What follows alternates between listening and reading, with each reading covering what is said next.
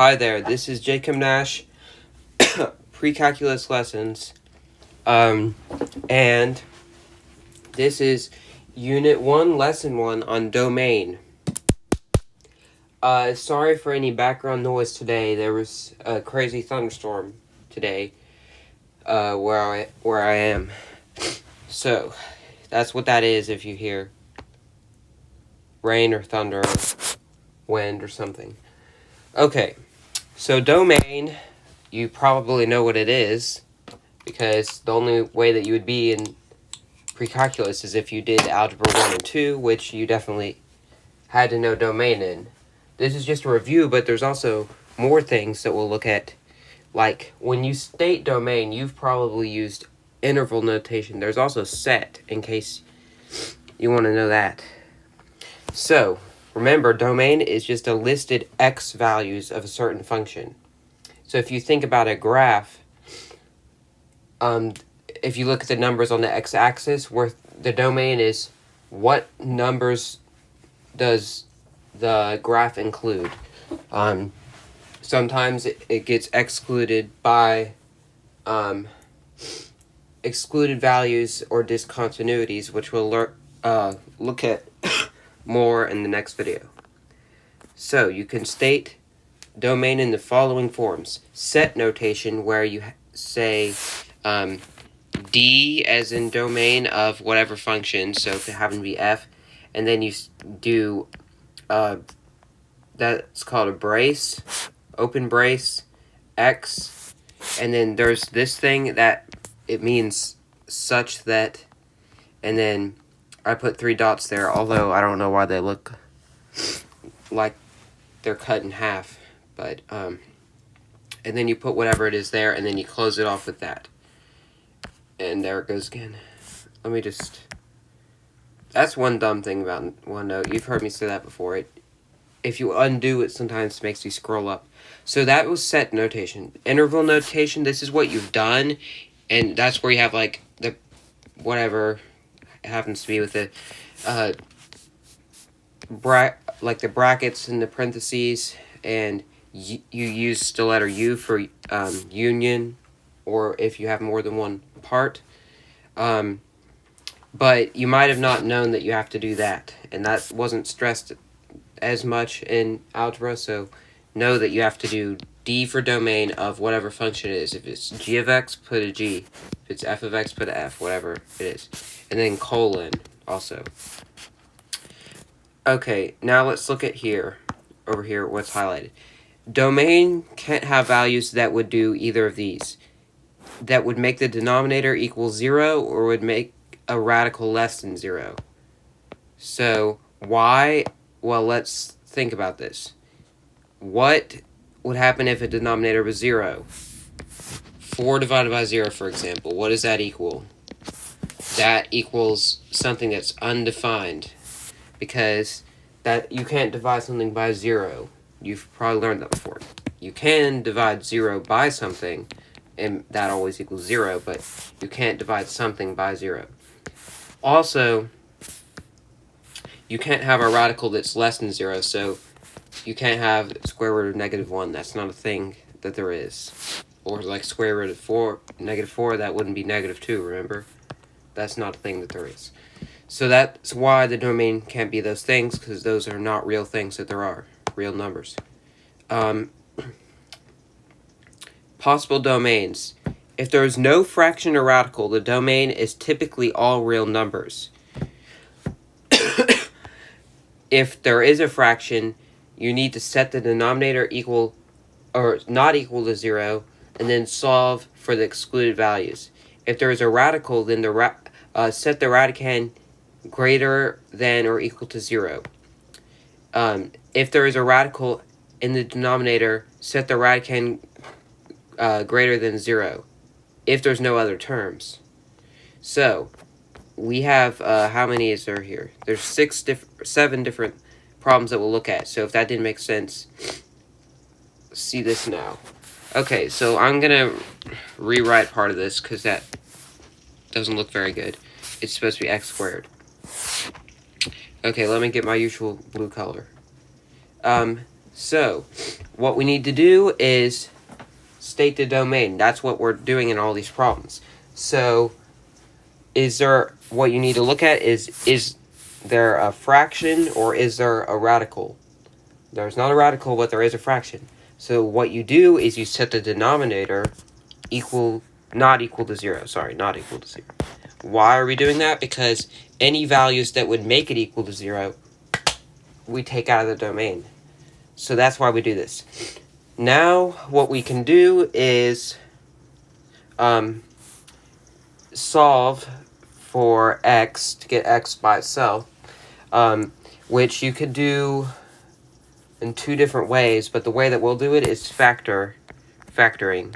So let's factor that difference of squares. This should be a review, so I'm not going to go through it, but that's what that would equal. Now, since we have two separate factors, we need to set them both not equal to 0. X plus 4 is not equal to 0. X minus 4 not equal to 0. Then when you solve for x, you would find that x cannot be negative 4. Also, x cannot be positive 4. Think about it. If you put in negative 4 squared is 16. 16 minus 16 is 0. That's why x can't be those two things. So now, in order to state our domain, we can keep these values in mind and take them out of the domain. So for number 1, I'm going to show both set and interval notation. For the other ones, I'm only going to do interval because I just like that better, and in most cases that's what it'll be, but I'll show you set.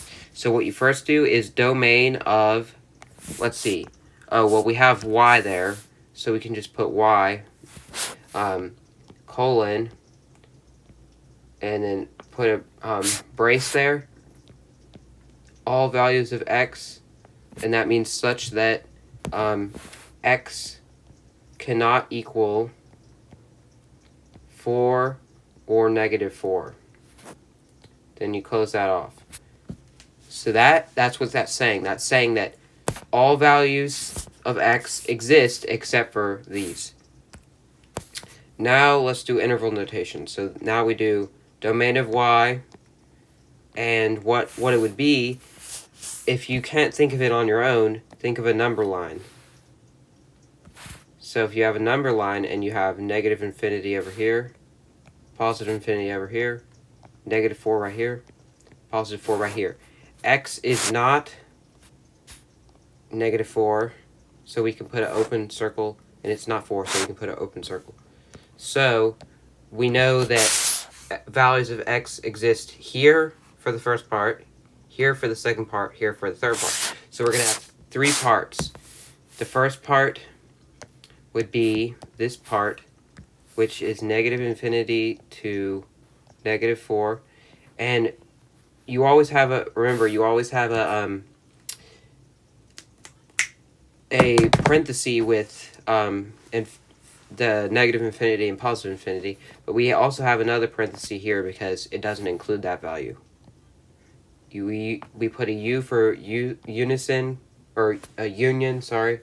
And then the second part is from negative 4 to positive 4. Still those values exist.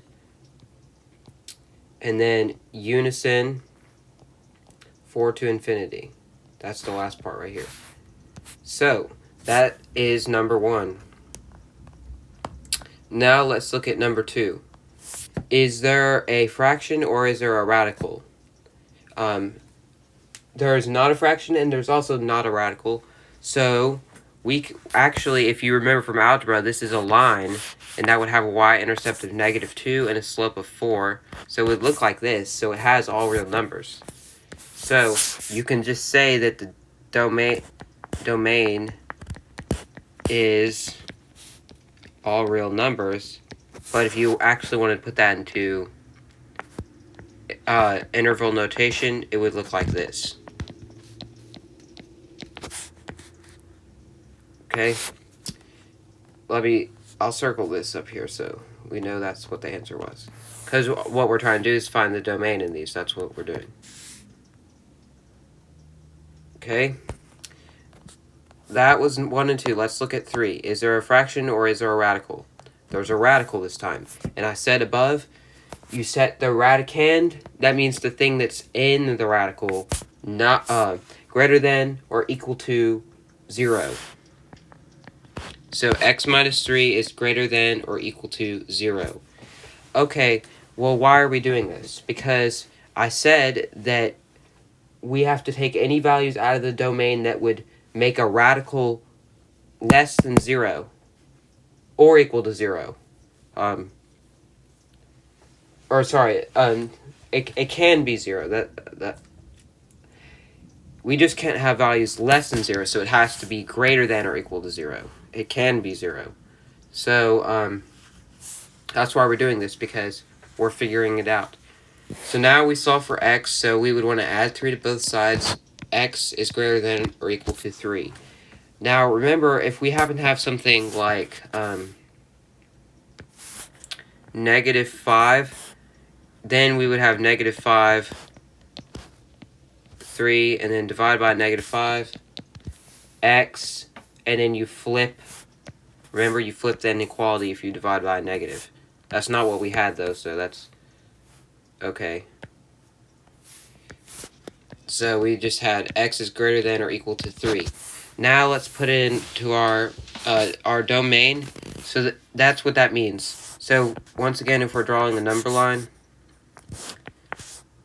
negative infinity, positive infinity, 3, since it's greater than or equal to 3, it does include 3, so with a closed circle, I'll just put that there, closed circle, and if x is greater than 3, then it's in this direction. So that's what our domain is. You don't necessarily have to do that with the number line, only if you need to think about it, but, so our domain of y, once again, is, or sorry, not equals, you put a colon, only 3 to infinity. And actually, we would have a bracket this time because it includes 3. It's not, the values have to be greater than 3. They have to be greater than or equal to 3, so they can be 3. So we put a bracket. So that is our answer for that one. Now, something I noticed, let me see, did I do that? I did that for 4 and 5. I forgot to put the function name, so let's just have j of x here and then about I of x here. Okay. Number 4, is there a fraction or a radical? So is there a fraction? Yes. Is there a radical? Yes. So that means that, well, I said when you have a fraction, then you have to make it not equal to 0, and if you have a radical, then you make it greater than or equal to 0. But how do we do both of these things? It can't be 0, but it can be greater than 0. So that means only greater than 0, not greater than or equal to 0. So take the radicand. This time it's 2x minus 1. But since it's a fraction 2, we don't do this. Only greater than 0. So then solve for x. And then x is greater than 1/2. Okay, so now if we look at a number line, once again, don't really have to do this. You just can. It's not including 1/2, so open circle, and it's greater than 1/2, so it goes this way. So, domain of j, we do j this time, because there's not a y. Oh, I did equals again. Colon. And we have 1/2 to infinity, parentheses, because it's not including 1/2. That's your domain for number 4. Number 5, here, this time, we have, it looks like it's almost the same. If you look, the only difference is that we have a positive 1 also instead of a negative 1, but that there's something that's not under the radical. So because of that, that changes things. So, let's think for a second. What would that do because that is not under the radical? So, I said above, where did I say it? Oh, it was right here. If there's a radical in the denominator of a fraction, set the radicand equal to 0 if there is no other terms. So, since there is other terms, we need to do something different.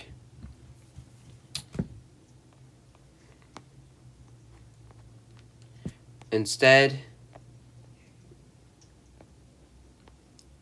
we have to take into account of the positive 1. So, we would have 2x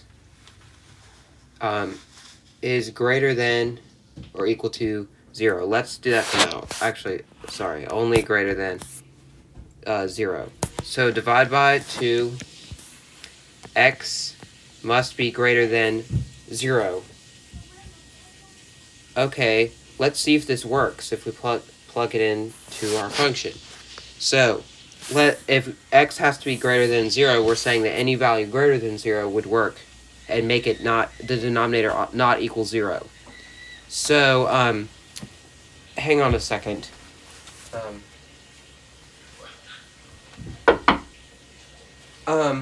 So, let's try 1. 2 times 1 is 2. The square root of 2 plus 1, that works. That is not 0. And the only thing that would make this equal 0 if this part could somehow become negative 1. Is there anything that you could take the square root of that would equal negative 1? No. So this works. Now, our domain is going to be I, domain of I, and that's going to be 0 to infinity, not including that this time, because it's not greater than or equal to, it's only greater than. So the only difference is that we don't have that 1, because it's not under the radicand. Okay, here, number 6, I had a side note here. Number 6 is going to be a what's called a quadratic inequality, and you cannot solve this. You have to graph to figure this out. So,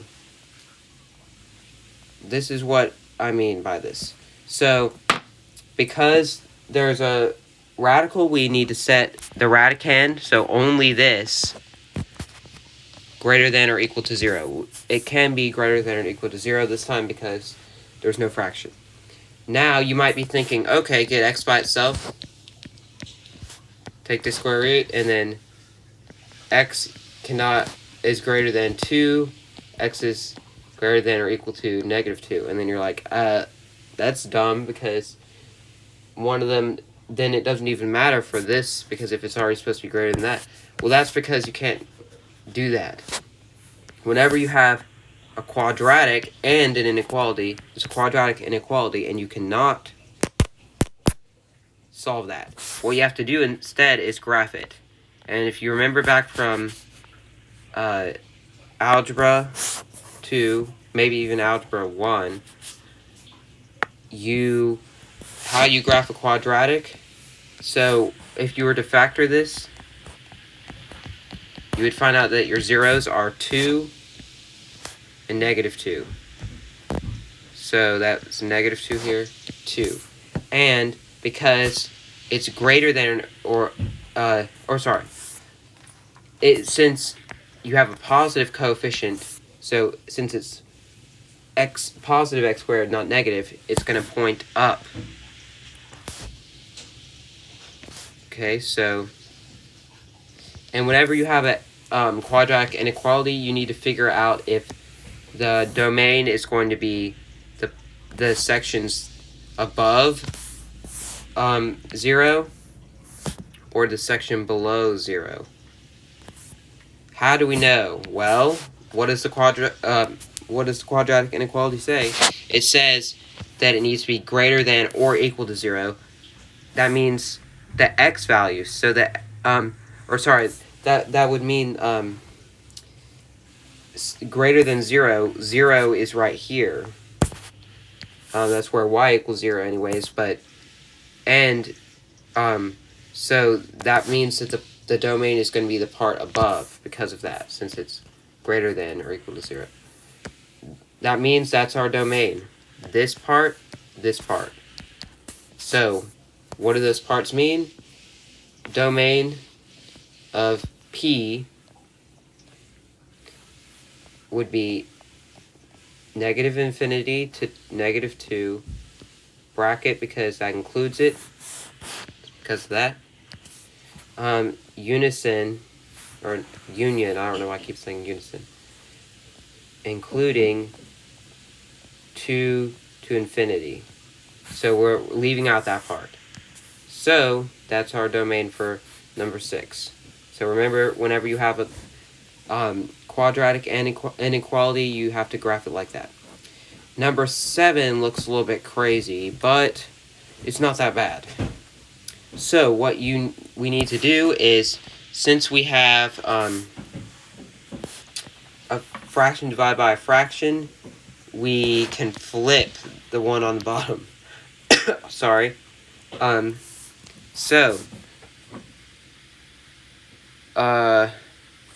Well, hang on a second. Trying to look at this here. There might be an error on this. Looking at my notes I have here to make sure.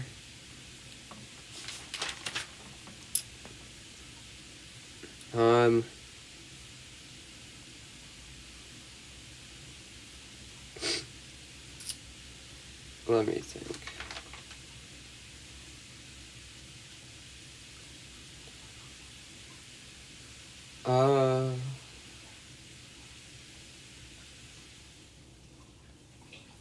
Oh, okay. There is not an error. So, we have function j of h, and normally you would think that you could do that. What I said at first, I was thinking at first that there shouldn't be a plus here, but there should be. So before we do that, we're gonna have this. So 1 over h plus 1 half, and that's gonna be times h over 1. Or h minus 1, sorry. Because we flipped that fraction to make it be able to be times. But we need to have a common denominator here. How do we do that? So we need to think about what can we do to make them be the same. We can make them both 2h. So how do we get this part to be 2h if we multiply it by 2? Also, you have to do the same thing with the numerator. How can you make this part 2h? Multiply it by h. Do the same thing on the numerator. And you can't cancel it out because there's not something on the other side of the equation like we usually do. So we have 2h on the top. Or sorry, that's not correct. 2 plus h on the top over 2h on the bottom.